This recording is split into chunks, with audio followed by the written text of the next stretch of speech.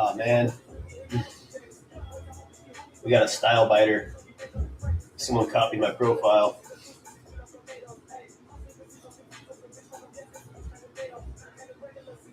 There's only one Gamma Boy in the world. Let's get that straight.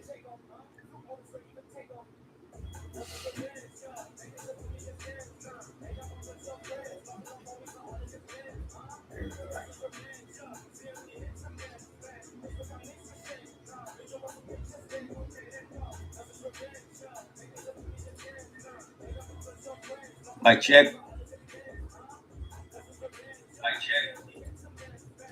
That's the dinosaur way of checking your audio right there. If you don't feel like having your headset on. What up, everybody? It's Friday, February 13th, 2026. Haven't been on a while. Last week before last, we had all those problems with Trade of 8 freezing up. Yeah, basically, I had several TPT accounts wiped out, along with a few others, Lucid, etc.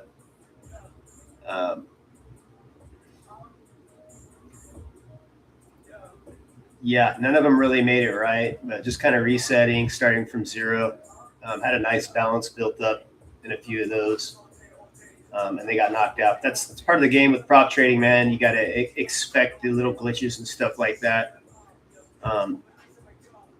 Always calculate in your losses. Always set something aside to reset, start back up.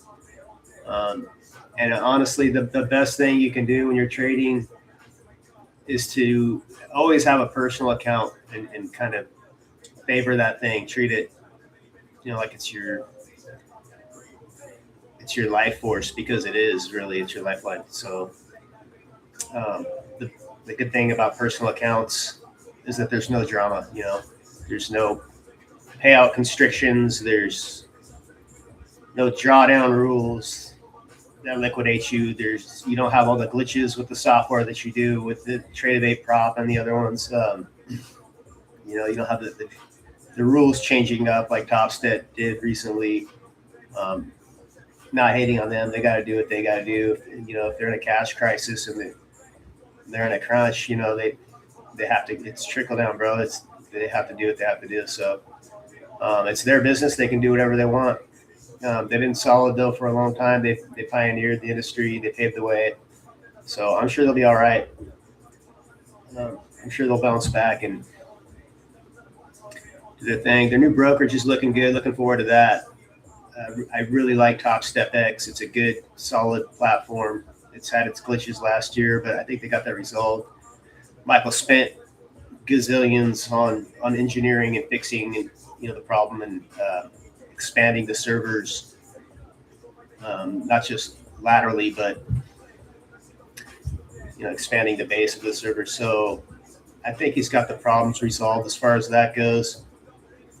That's the most exciting thing about Topstep, in my opinion, right now is this new brokerage coming out, because I really like trading on Topstep. The Project X platform. It's pretty cool. Yeah, and I think there'll be less problems. I have a personal brokerage with Plus 500. They're like the best brokerage I've ever come across. I've been with everybody. I've been with TD, Schwab, I mean, you name it. Pretty much every broker I have an account with. Plus 500, best commissions, best rates, best margins. I mean, you can trade for really cheap. Like throughout this whole silver run, micro silver contracts are going for $240. I mean, for the value that you're getting, the movement, it's and then the fills are flawless. It's very, very seamless fills, very smooth.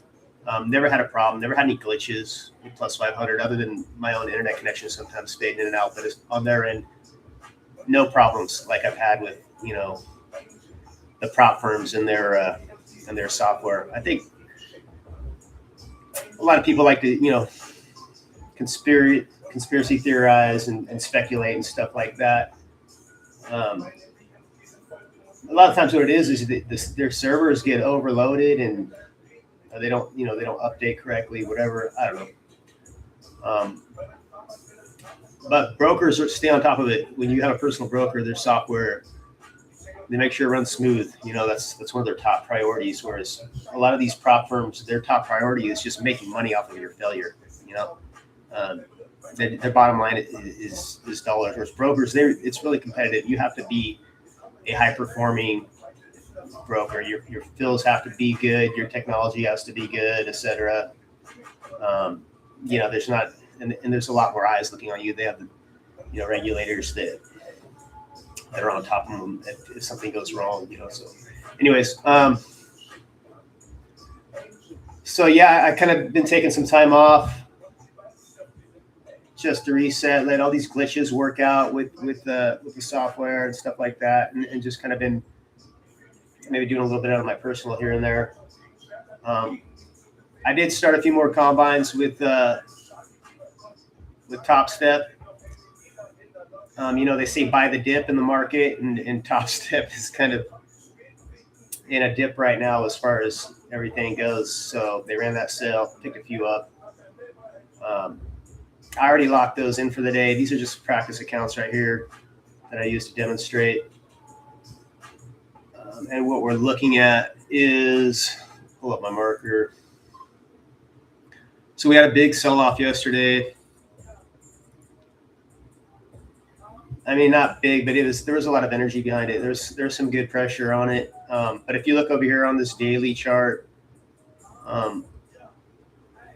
that's the candle we put in yesterday. Put in this low, this rejection.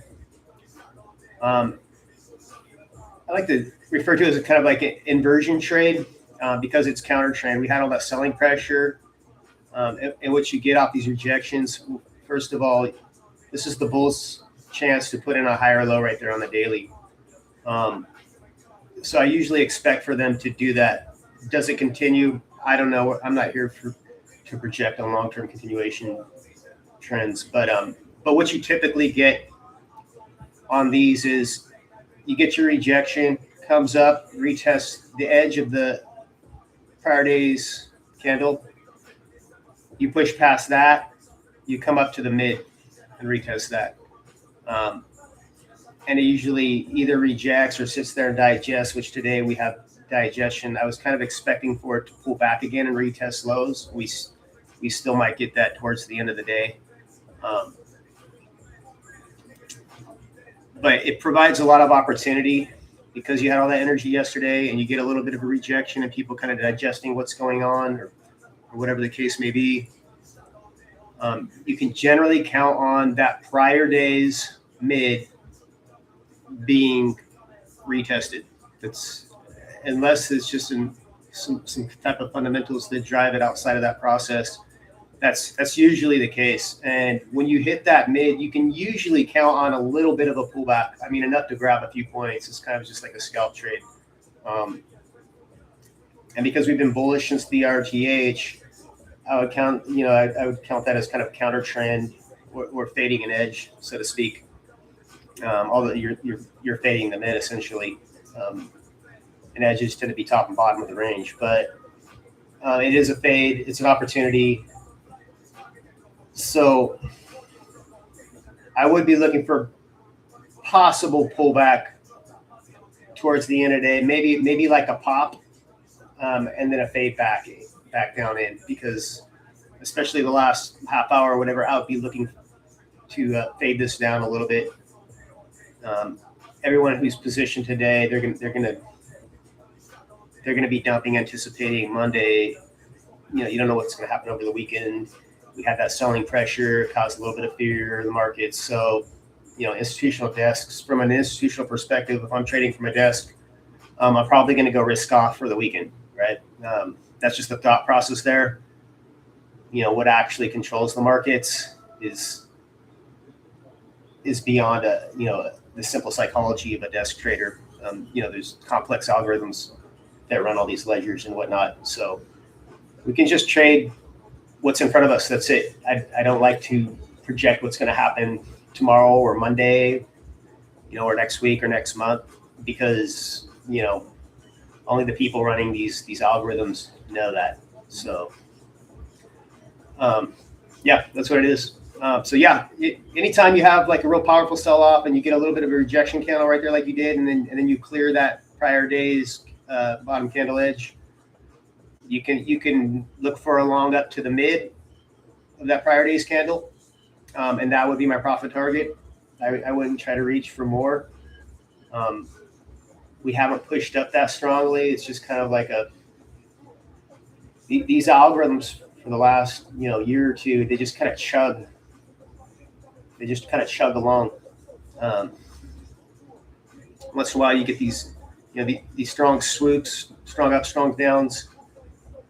Those are good days to be had if you can track them. Yesterday, honestly, I think there was a lot of people that were bullish. We were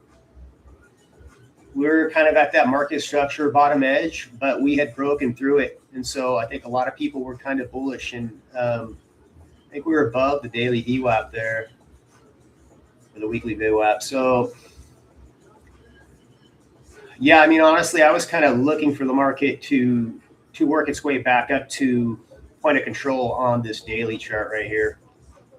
Up to where we had a lot more transactions going on, but market does what it wants to do. It's the Wizard of Oz, man.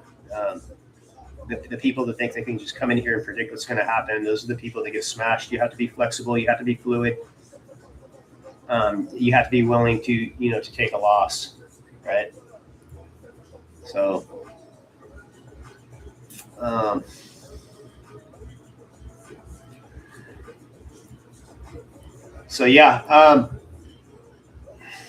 personal accounts, man. The way these prop firms are going, have a personal account, bro. Like that's the best thing you can do is build up capital in your personal account. Treat it well. Don't treat it like a prop firm account. Don't get used to prop firm style trading, because we just get used to this funny money shit. And these prop firms, they honestly, they get us focused on P&L and drawdown so much that we forget to look at the charts sometimes. And it becomes repetitive, like what we repeat becomes habit. So always trade the way that you would trade your personal. Try to keep that in mind. Don't get caught up. Quit staring at the P&L window. Quit staring at the drawdown window, and focus on the chart in front of you. Read the chart. Read what's happening. Feel what's happening. It takes a long time to get the experience to feel what's happening in the market. But if you just sit back, shut off the noise, don't turn on YouTube, don't listen to me, don't listen to anybody, don't turn on Top Step TV and just take a trade. Because you really need to have to learn to interpret and observe yourself, and you need to eliminate the noise, eliminate the distractions. And one thing about YouTube channels, they're there for content, bro. They're not there to give you the best trades. They're there to put out content. And so they feel like they have to fill that void constantly by putting a trade on or making a comment. It's constant commentary, and that affects the bias inside of your head. It affects your psychology, and it affects your discernment, your decision making. And they're just making the comments because they need to fill the void to create the content. Top Step TV does that a lot. I mean, they're great people. It's a good show. It's quality stuff. But like having anything on when you're trading, I honestly don't think it's a good idea, especially if you're first starting off. You don't want to get in the habit of just taking trades because somebody else is. A lot of these YouTube channels, what they'll do is they'll tie on micros.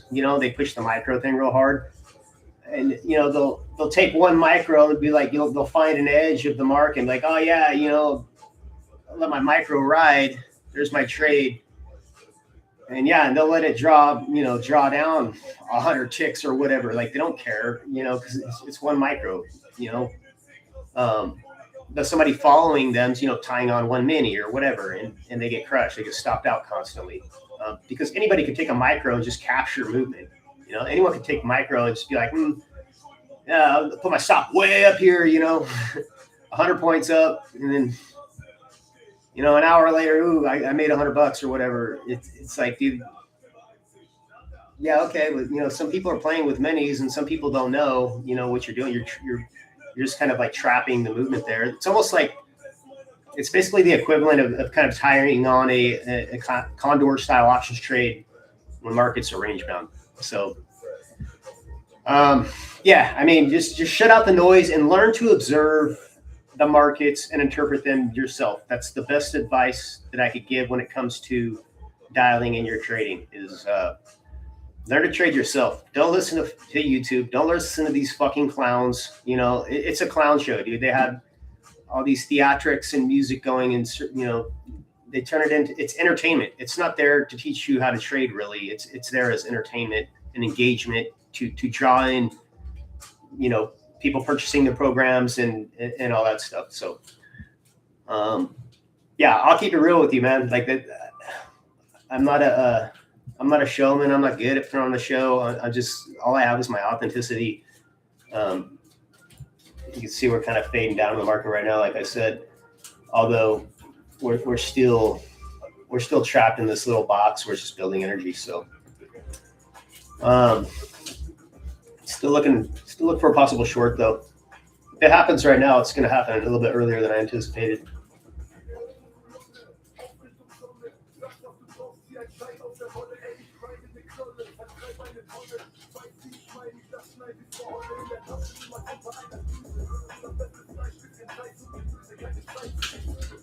Yeah, but as far as props go, people are, screaming hysteria as far as Top Step goes. They're not going anywhere, bro. They're Titans. You know what I mean? Like, they're not going anywhere.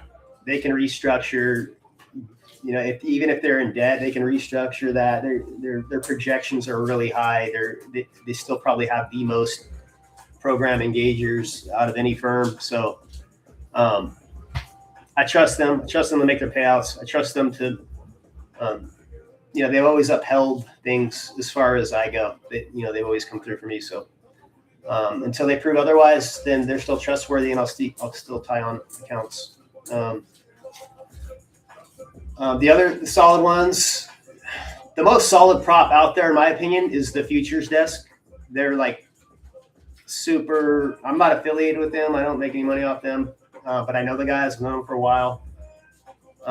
They're highly intelligent group of people, and they're very authentic and very genuine. They're trying to build a model that's based off of success as opposed to failure. They're trying to capture talent, trading talent as opposed to just banking failures as much. Like the other prop models, they're really based off the failure statistics. Futures desk, they limit the amount of evaluations you can buy. They're looking for you to go straight to live. It's the quickest path to live. Solid group of people though, very amicable, very kind of like a family-oriented trading firm. They're probably my favorite firm out there. If you're trying to be a pro trader, like that's a good firm to engage. They have their dashboard is really next level in terms of like technology and helping you to track your statistics, your best trading hours, your best trading assets, your best strategies. They have a live screen recorder in their dashboard, so you can record your trading. That not only alleviates like any problems that you have that you need to address with support, but it also helps you track, go back and back test your strategies and things that happen in the market. So you can recognize patterns that are either productive or not productive, and eliminate the ones that are not. Like Bruce Lee said, take what is useful and discard the rest.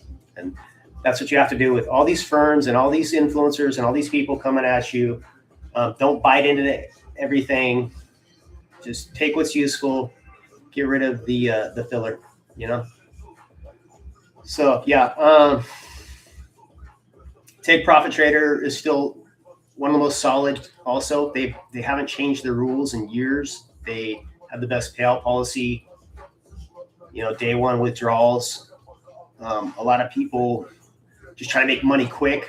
They don't like the whole 5-day process to get through your evaluation. But the consistency on them is only 50%. So I mean, if you are in a rush to just kind of get it out, get the eval out of the way, you can knock out your eval in 2 days essentially, right? You hit your profit target in 2 days, half the first day, half the second day, or whatever, and then just flip micros the rest of the time. So you have your trading days, your 5 trading days in, and then you have, I mean, it's uncapped payouts, day one withdrawals. There's no payout limit, and yeah, it's pretty amazing that they've been as, what's the word for it, steadfast. They have not changed up at all. Unlike the others, they're constantly changing the rules, constantly switching up, constantly payout denials and all that shit. I've never had a payout denial from TPT. I've never heard of one, unless you got some kind of fraud going on with your credit cards or some shit like that. Like, you're not going to have any problems with TPT. So yeah, you can copy trade 550K accounts off of them. So that's a lot of opportunity for compounding your profits, but keep in mind that can compound losses also. But I mean, your loss is limited to, you're looking at a little over $1,000 for 550K evals. You just make sure you pass them, and then that's all you're risking is that $1,000, and you get 4,500 drawdown in each account. So cost effectiveness, it's there. That's a lot of opportunity to leverage drawdown in contracts, and you have full access to 15 contracts unlike the others right away. So just be careful with those 15 contracts. You don't want to just run around recklessly smashing them. For me, if I have $4,500 in drawdown on an account, I'm usually not trading more than 2 minis. I mean, if there's a really good setup, then maybe I'll go 4. But until I built up a buffer, that's at least double the drawdown, I don't start increasing my contracts beyond that. And then, of course, if I build up a balance of like 20 to 25K in the account, then I start looking at, tying on 15 contracts if the setup presents itself that's really solid, the movement's solid, and I just feel really good about it. But it's very rare. So if you're just running around smashing 15 contracts, I would say, dude, back off. Like that's how you just blow through evals, blow through funded accounts. Especially once you get funded, you get all excited and you're like, oh man, I got real money behind me. I can get a payout. If I just smash 15 contracts and make $10,000, $20,000, whatever. That's how things get blown. So yeah, once you get funded, play it safe. Manage your risk properly. Go small. Start with micros. Test out your system, and stay true to your system. Stay true to opportunities. Like this opportunity we had today. We had the rejection. You look for the run up to the mid. That's a good opportunity to tie on a few micros and let it ride. Exit at the mid, and then possibly look for a pullback after the mid, right? So whatever your strategy may be, like test it out and go small. Treat it like a bank account, man. Once you get funded, treat it like a bank account. Don't treat it like a casino. Because the house always wins in the casino, bro. And these algorithms and the team of MIT brats they're all working, all the amazing STEM talent that crunches on all these AI algorithms that run these ledgers and stuff like that. They're all far more smarter than you or I or anybody else. You know what I mean? Because it's teams of people learning how to vacuum money up out of this system. So we as the little guy, we can learn to ride along with them and scrape out a living out of this. You can very easily make a few $100s to a few $1,000s a day, just riding, the tailwinds of these computers.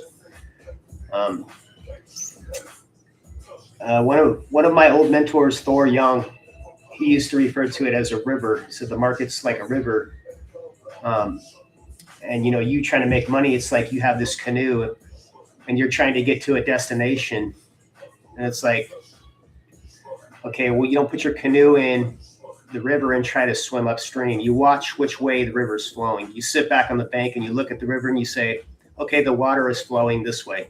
So then you put your canoe in and you say, okay, the water slows down up here, so that's my destination, right? And that's your price target. So you put your canoe in the river, you flow with it. After you figure out which way the river's flowing, you hit your destination, and boom, and then you have your lunch money for the day. And that involves analysis and observation. It doesn't involve just jumping in and trying to ride the price action with 15 contracts. You know what I mean? We've all done it, I think,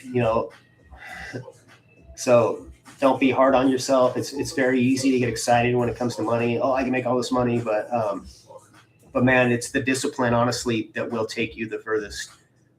Those big windfall days, dude, they're quickly evaporated, if you continue on that way. So if you're lucky enough to catch a windfall with large contracts, chill out after that.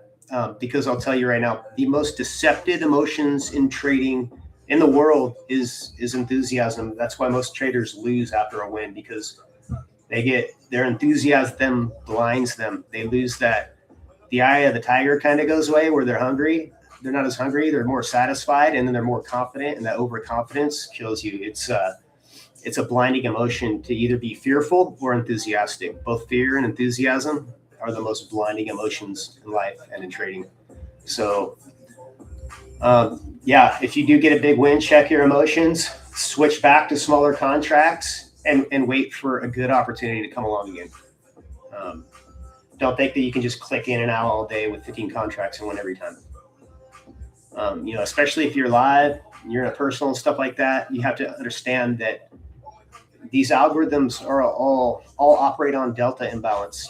So if you take on a large position, that creates a delta imbalance. If your delta exceeds somebody else's delta imbalance, like another institution that's driving the markets, if you exceed that delta imbalance, then there's a chance that you could get vacuumed up, because that's theoretically liquidity providers. Their job is to stay delta neutral. So if there's a delta imbalance, their job is to neutralize it, essentially. That's all more complex, I think, than any of us have an understanding for. It's more of an inside thing of how they operate. It's just up to us to kind of try to identify the operation of the day, of the moment, and ride along with it. What else? Other props.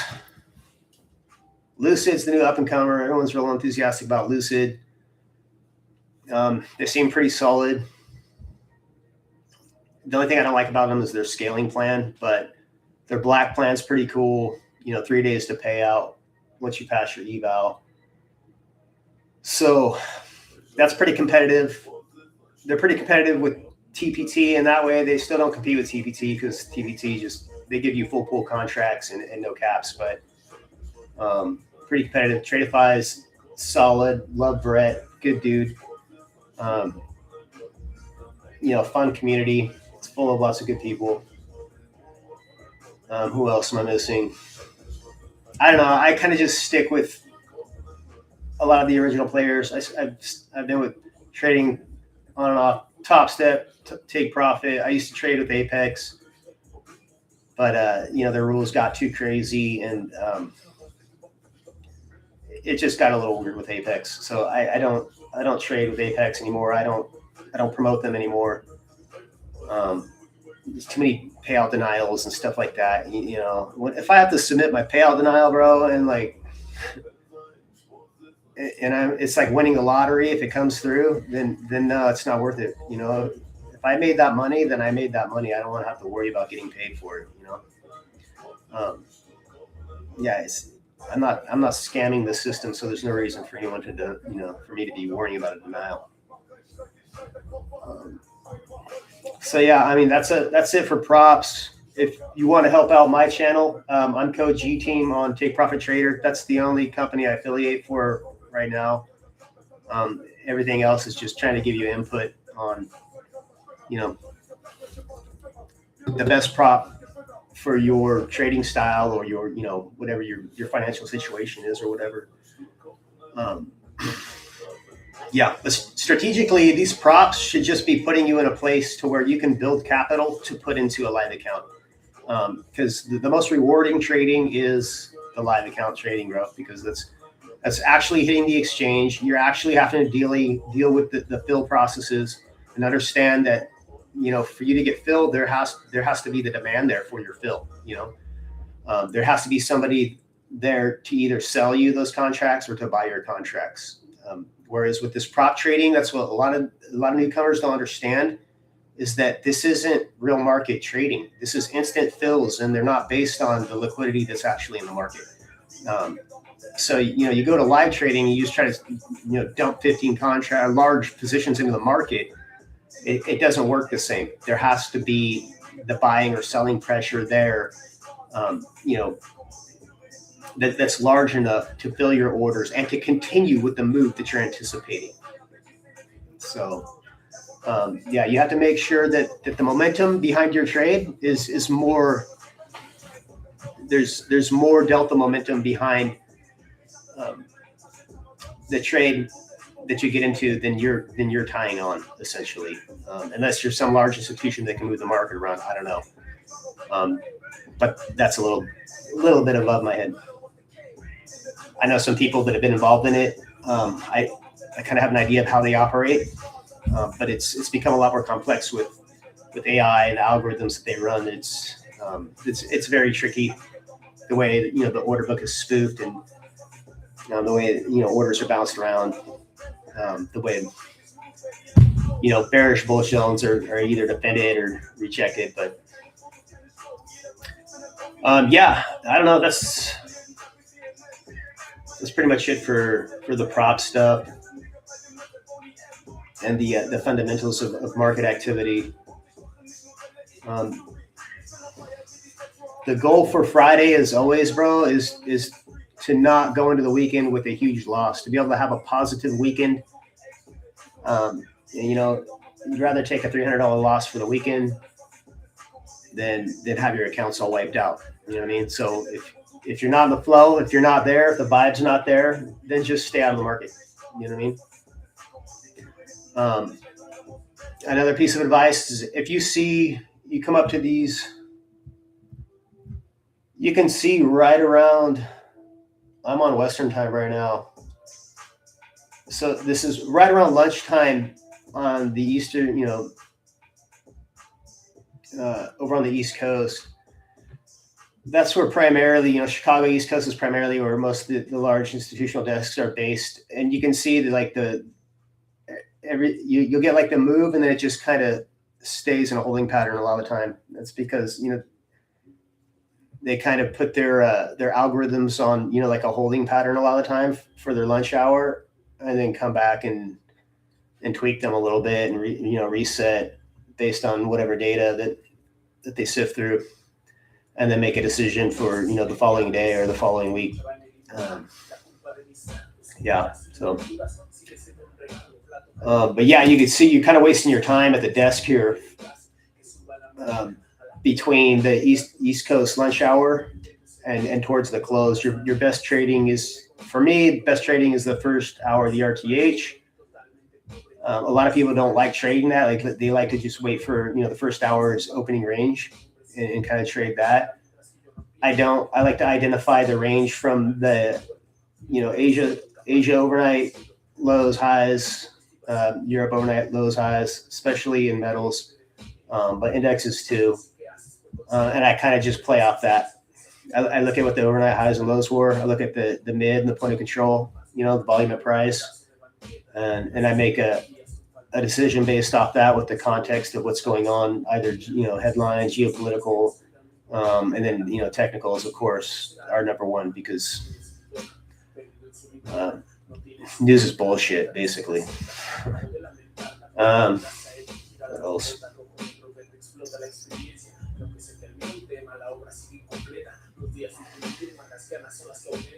Yeah, so you can see my thesis is kind of playing out here.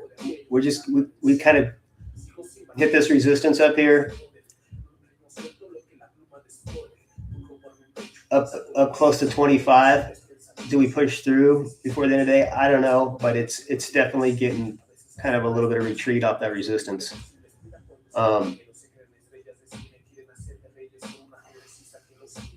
So you kind of anticipating a pullback towards the close.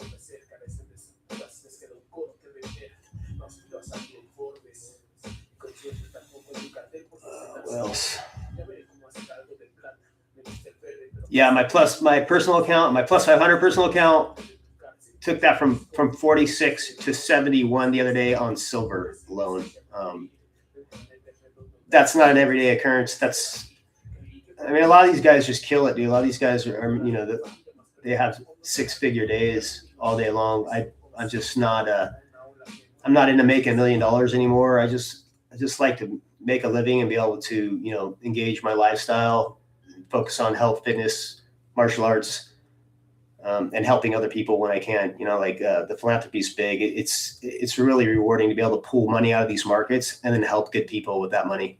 That's the best part of trading for me, is that the flexibility that it comes with, to be able to just trade an hour or two a day and then work on creating a better version of myself and helping other people, work on a better version of themselves as well. And I think, fundamentally, that's the direction that I see society going if it wants to, be sustainable, is for money to just be a means of everybody, money or credit or whatever you want to call it, a means for everyone to work on better versions of themselves, to create a better quality world, alleviate some of the misery and suffering that we see in this world. So yeah, trading can be a lot of fun. It can be really miserable too. So if you're just starting out, man, start slow, take the time to learn in your sim accounts, learn your evals. The futures desk offers free sim accounts, so you can log on. It'll say practice account only. It's like they say $29, but if you go to the checkout, it's free. And they give you like 4 free resets on it, and then resets after 4 resets is like $2. So I mean, you could basically learn for free on the futures desk, and they have a lot of content. Their streams are really good to pay attention to. A lot of good psychology lessons in there. All those guys are really they're masters of the game, bro. Like when it comes to psychology and discipline and all that stuff, they're people that you really want to like learn from and kind of emulate as far as the discipline goes and the approach to discipline. Not just in trading but in life. Yeah. So yeah, if you're just starting out, that would be my best advice. You can start for free by getting on the futures desk. Starting an account, get a free practice account. Don't buy an account right away. Get a free practice account and practice in that thing and see if you can knock out price targets consistently, without violating the rubric that they set. And if you can do that, then maybe risk a little bit of your own money. But you can start pretty cheap with them too. So once you get there, you're not risking a whole lot. You risk $100 or something like that, then you're not blowing through personal money trying to do this thing. Because even the most experienced traders, dude, they lose money. There's glitches that happen. Even me, like I've been doing this for several years. But glitches happen constantly. Accounts are constantly wiped out. The Trade of 8 thing last week or the week before, software freezes up. Exchanges didn't seem to have the circuit breakers on with silver. All accounts get wiped out, etc. So that type of stuff happens. So always like spread your, diversify. Like have multiple accounts. Have your personal. Treat it like a baby. Treat it well. Treat it like your savings account. Have various prop accounts, from various firms. Once you get there, of course, don't jump in all this right away. Various prop accounts, spread out. That way, if one switches up or fails or denies a payout, you have a backup. And what I do is I usually designate, say, okay, well, this account is for, my mortgage payment. This account is for, these bills. This account is for, extra funds for this, that, or the other. So I kind of like designate accounts. That helps me to compartmentalize. Some people don't like to do it that way. But I really like to keep things compartmental, and it helps with my discipline. It helps me to conserve accounts, and it helps me establish a value to an account instead of just looking at, okay, this is just a video game. It's not just a video game. This is, my mortgage payment, or this is my gym membership, or this is my, my clothing next month, or whatever. And, so it incentivizes you to protect it, because this trading it's all psychology, not just your own, but the psychology of the other people that are engaging in the markets, and even the machines. The machines are based on psychology. They're based on your psychology. The AI algorithms are they're programmed on the psychology of other traders and other institutions programming other AI programs. Like, okay, well, what are these AI programs doing? So it's essentially just trying to calculate the group psychology that is dominant, that they're trying to target. So to keep that in mind, and retail has always been a target, from day one. Institutions want our money, right? So you can believe that, our psychology is targeted, but if there's bigger money involved, then our little retail 10% or whatever it is of the market participation doesn't mean shit. Yeah. Theoretically. More and more larger institutions are going behind the scenes and doing private swaps and stuff like that that aren't in. It's not like a public auction that's going on as far as their market interactions. If you've noticed, the volumes slowed down a lot over the years. I remember looking at Bookmap and going, oh my God, there's 100,000 contracts up there of NASDAQ or whatever. I just don't see that anymore. It's very rare. The order book is very thin these days. So, I mean, you can draw all kinds of speculation out of that, but is what it is. But we can still make a living. It just requires diligence and discipline. Yeah, man. Okay. I think I end this. So yeah, my short thesis worked out there.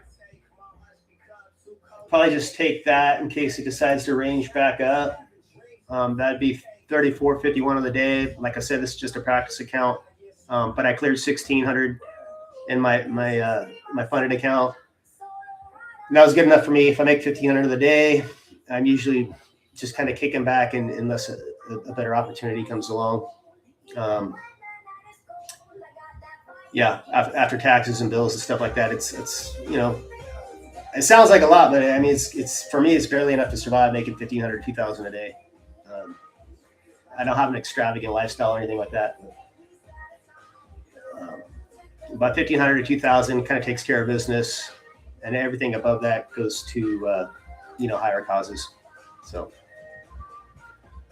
yeah, appreciate anybody that tuned in with me. And like I said, if you want to help me out, if you check out takeprofittrader.com and you like them, please use my code GTEAM, gets you 40% off, no activation fees, whatever discount's going on at the time, my code will give it to you. And I'm not pushing it, telling you to go with them, but yeah, that helps me out if you do. Yeah, I'll try to start getting back on more often and put out some solid content. But man, I'm not really a content creator guy. I just kind of have fun with this stuff. I like just experiment with getting on and making videos and